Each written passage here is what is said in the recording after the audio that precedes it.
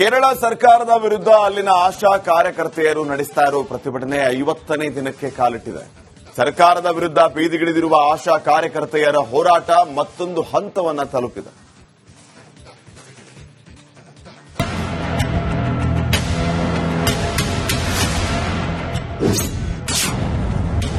ಕೇರಳ ಆಶಾ ಕಾರ್ಯಕರ್ತೆಯರ ಕಹಳೆ, ತಲೆ ಕೂದಲು ಕತ್ತರಿಸಿಕೊಂಡು ಆಕ್ರೋಶ.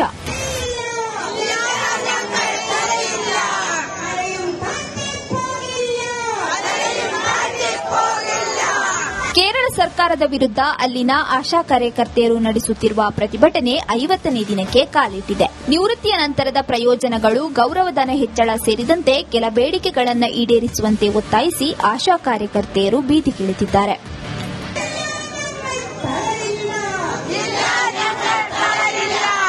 ಸರ್ಕಾರದ ವಿರುದ್ಧ ಸಿಡಿದೆದ್ದಿರುವ ಆಶಾ ಕಾರ್ಯಕರ್ತೆಯರು ಕೂದಲು ಕತ್ತರಿಸಿಕೊಂಡು ಹೋರಾಟವನ್ನು ಮತ್ತೊಂದು ಹಂತಕ್ಕೆ ತೆಗೆದುಕೊಂಡು ಹೋಗಿದ್ದಾರೆ.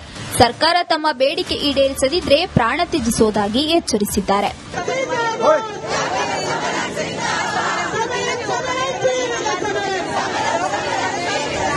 ಕೇರಳದಲ್ಲಿ ಆಶಾ ಕಾರ್ಯಕರ್ತೆಯರಿಗೆ ದಿನಕ್ಕೆ 232 ರೂಪಾಯಿ ಗೌರವಧನ ರೂಪದಲ್ಲಿ ನೀಡುತ್ತಿದ್ದಾರಂತೆ. ತಿಂಗಳಿಗೆ ಬರುವ 7,000ದಲ್ಲಿ ಈ ದುಬಾರಿ ದುನಿಯಾದಲ್ಲಿ ಜೀವನ ನಡೆಸಲು ಸಾಧ್ಯವಿಲ್ಲ.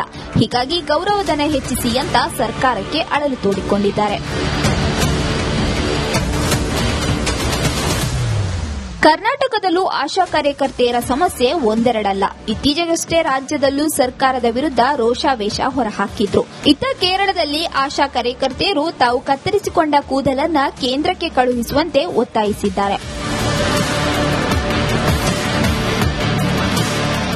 ಊರೂರು ಸುತ್ತಿ ಎಲ್ಲರ ಆರೋಗ್ಯದ ಬಗ್ಗೆ ಕಾಳಜಿ ವಹಿಸೋ ಆಶಾ ಕಾರ್ಯಕರ್ತೆಯರ ಬಗ್ಗೆ ಸರ್ಕಾರಗಳು ನಿರ್ಲಕ್ಷ್ಯ ವಹಿಸುತ್ತಿರೋದು ವಿಪರ್ಯಾಸ. ಇನ್ನಾದರೂ ಸಂಬಂಧಪಟ್ಟ ಸರ್ಕಾರಗಳು ಈ ಬಗ್ಗೆ ಗಮನ ಹರಿಸಬೇಕಿದೆ. News desk, republic Kannada. Kerala ಸರ್ಕಾರದ ವಿರುದ್ಧ ಅಲ್ಲಿನ ಆಶಾ ಕಾರ್ಯಕರ್ತೆಯರು ನಡೆಸ್ತಾ ಇರುವ ಪ್ರತಿಭಟನೆ 50ನೇ ದಿನಕ್ಕೆ ಕಾಲಿಟ್ಟಿದೆ. ಸರ್ಕಾರದ ವಿರುದ್ಧ ಬೀದಿಗಿಳಿದಿರುವ ಆಶಾ ಕಾರ್ಯಕರ್ತೆಯರ ಹೋರಾಟ ಮತ್ತೊಂದು ಹಂತವನ್ನು ತಲುಪಿದೆ.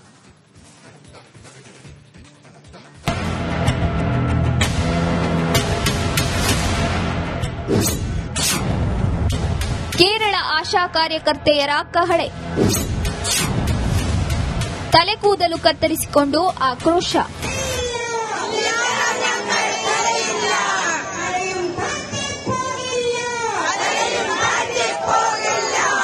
ಕೇರಳ ಸರ್ಕಾರದ ವಿರುದ್ಧ ಅಲ್ಲಿನ ಆಶಾ ಕಾರ್ಯಕರ್ತೆಯರು ನಡೆಸುತ್ತಿರುವ ಪ್ರತಿಭಟನೆ 50ನೇ ದಿನಕ್ಕೆ ಕಾಲಿಟ್ಟಿದೆ. ನಿವೃತ್ತಿಯ ನಂತರದ ಪ್ರಯೋಜನಗಳು, ಗೌರವಧನ ಹೆಚ್ಚಳ ಸೇರಿದಂತೆ ಕೆಲ ಬೇಡಿಕೆಗಳನ್ನು ಈಡೇರಿಸುವಂತೆ ಒತ್ತಾಯಿಸಿ ಆಶಾ ಕಾರ್ಯಕರ್ತೆಯರು ಬೀದಿಗಿಳಿದಿದ್ದಾರೆ.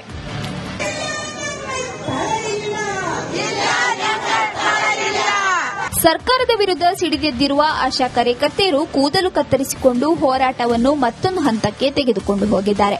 ಸರ್ಕಾರ ತಮ್ಮ ಬೇಡಿಕೆ ಈಡೇರಿಸದಿದ್ದರೆ ಪ್ರಾಣ ತ್ಯಜಿಸುವುದಾಗಿ ಎಚ್ಚರಿಸಿದ್ದಾರೆ.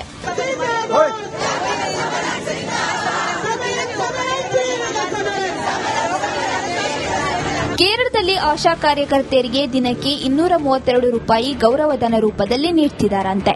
ತಿಂಗಳಿಗೆ ಬರುವ 7,000ದಲ್ಲಿ ಈ ದುಬಾರಿ ದುನಿಯಾದಲ್ಲಿ ಜೀವನ ನಡೆಸಲು ಸಾಧ್ಯವಿಲ್ಲ.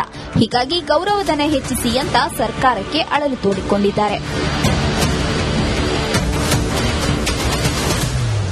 ಕರ್ನಾಟಕದಲ್ಲೂ ಆಶಾ ಕಾರ್ಯಕರ್ತೆಯರ ಸಮಸ್ಯೆ ಒಂದೆರಡಲ್ಲ. ಇತ್ತೀಚೆಗಷ್ಟೇ ರಾಜ್ಯದಲ್ಲೂ ಸರ್ಕಾರದ ವಿರುದ್ಧ ರೋಷಾವೇಶ ಹೊರಹಾಕಿದ್ರು. ಇತ್ತ ಕೇರಳದಲ್ಲಿ ಆಶಾ ಕಾರ್ಯಕರ್ತೆಯರು ತಾವು ಕತ್ತರಿಸಿಕೊಂಡ ಕೂದಲನ್ನ ಕೇಂದ್ರಕ್ಕೆ ಕಳುಹಿಸುವಂತೆ ಒತ್ತಾಯಿಸಿದ್ದಾರೆ.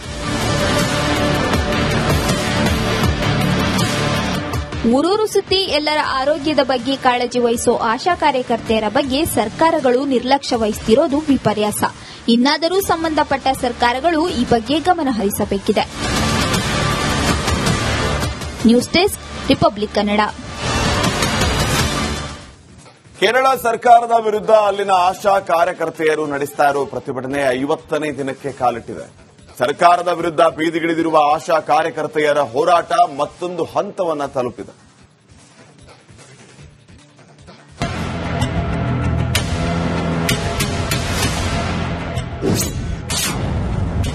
ಕೇರಳ ಆಶಾ ಕಾರ್ಯಕರ್ತೆಯರ ಕಹಳೆ, ತಲೆ ಕೂದಲು ಕತ್ತರಿಸಿಕೊಂಡು ಆಕ್ರೋಶ.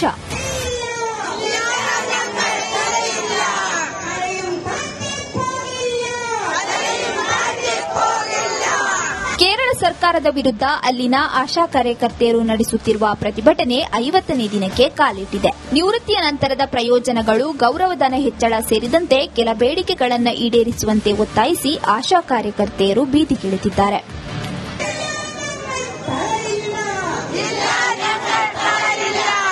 ಸರ್ಕಾರದ ವಿರುದ್ಧ ಸಿಡಿದೆದ್ದಿರುವ ಆಶಾ ಕಾರ್ಯಕರ್ತೆಯರು ಕೂದಲು ಕತ್ತರಿಸಿಕೊಂಡು ಹೋರಾಟವನ್ನು ಮತ್ತೊಂದು ಹಂತಕ್ಕೆ ತೆಗೆದುಕೊಂಡು ಹೋಗಿದ್ದಾರೆ.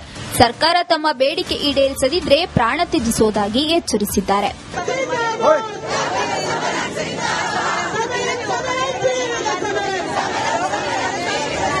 ಕೇರಳದಲ್ಲಿ ಆಶಾ ಕಾರ್ಯಕರ್ತೆಯರಿಗೆ ದಿನಕ್ಕೆ 232 ರೂಪಾಯಿ ಗೌರವಧನ ರೂಪದಲ್ಲಿ ನೀಡುತ್ತಿದ್ದಾರಂತೆ.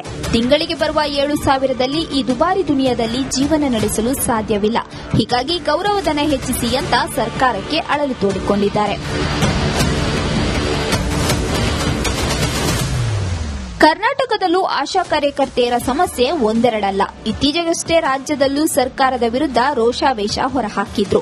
ಇತ್ತ ಕೇರಳದಲ್ಲಿ ಆಶಾ ಕಾರ್ಯಕರ್ತೆಯರು ತಾವು ಕತ್ತರಿಸಿಕೊಂಡ ಕೂದಲನ್ನ ಕೇಂದ್ರಕ್ಕೆ ಕಳುಹಿಸುವಂತೆ ಒತ್ತಾಯಿಸಿದ್ದಾರೆ.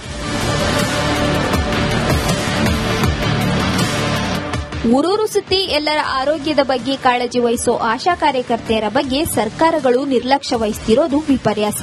ಇನ್ನಾದರೂ ಸಂಬಂಧಪಟ್ಟ ಸರ್ಕಾರಗಳು ಈ ಬಗ್ಗೆ ಗಮನ ಹರಿಸಬೇಕಿದೆ.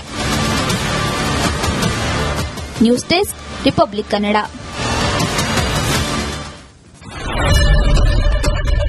ಏನ್ ಪ್ರಾಬ್ಲಮ್ ಇಲ್ಲ ಏರಿಯಾದಲ್ಲಿ? ಏನ್ ಪ್ರಾಬ್ಲಮ್? ಏನ್ ನಿಮ್ ಪ್ರಾಬ್ಲಮ್? ಇದೆಲ್ಲ ಪ್ರಾಬ್ಲಮ್ ಆಯ್ತಿಲ್ಲ ಹೇಳಿ.